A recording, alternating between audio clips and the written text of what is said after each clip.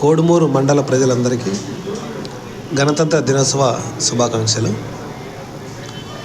ఈ గణతంత్ర దినోత్సవం ఎందుకు జరుపుకుంటారంటే, మనకు రాజ్యాంగం అమల్లోకి వచ్చిన రోజు నుండి, అంటే జనవరి 26వ తారీఖు అమల్లోకి వచ్చింది కాబట్టి గణతంత్ర దినోత్సవం జరుపుకుంటారు.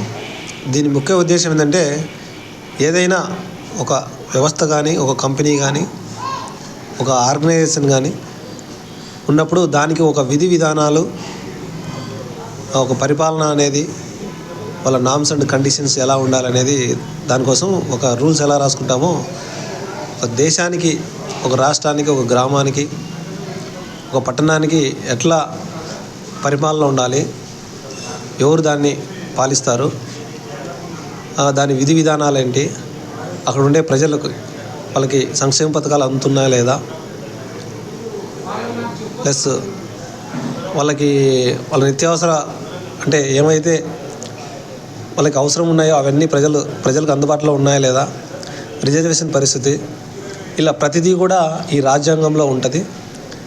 సో ఈ రాజ్యాంగం కోసం కృషి చేసిన వాళ్ళు ముఖ్యంగా అంబేద్కర్ గారు, మిగతా మహనీయులందరినీ మనం తలుచుకోవాలి. సో వాళ్ళు దేనికోసం అయితే పాటుపడ్డారో మనం దాన్ని నిలబెట్టుకోవాలా, ఈ రాజ్యాంగం యొక్క విలువను కాపాడుకోవాలా. దాన్ని బట్టి మనం అందరం దానికి విలువనిచ్చి నడుచుకోవాలని కోరుకుంటున్నాను. అదేవిధంగా మనం ఎప్పుడు కూడా మనం జన్మనిచ్చిన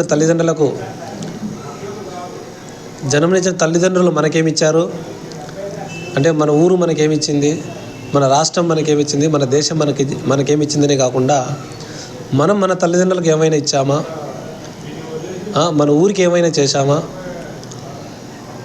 మన పట్టణానికి ఏమైనా చేశామా, మన రాష్ట్రానికి, మన దేశానికి ఏమైనా చేశామా, మనకు జన్మనిచ్చిన ఈ గడ్డకి ఏమైనా చేశామా అనే ఉద్దేశంతో పనిచేయాలి.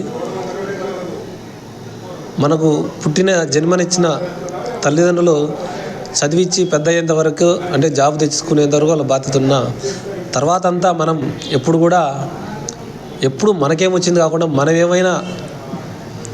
మనం ఇచ్చిన డిపార్ట్మెంట్ కానీ, మనం పుట్టించిన తల్లిదండ్రులు కానీ, ఈ రాష్ట్రానికి కానీ, దేశం కానీ, ఈ గడ్డకు కానీ, ఈ జన్మించిన గడ్డ కానీ ఏమైనా చేశామా అనే ఉద్దేశంతో ఉండాలని కోరుకుంటూ అందరికీ మరొకసారి గణతంత్ర దినోత్సవ శుభాకాంక్షలు తెలుపుతూ ధన్యవాదాలు. SI Kodumuru, AP Srinivas.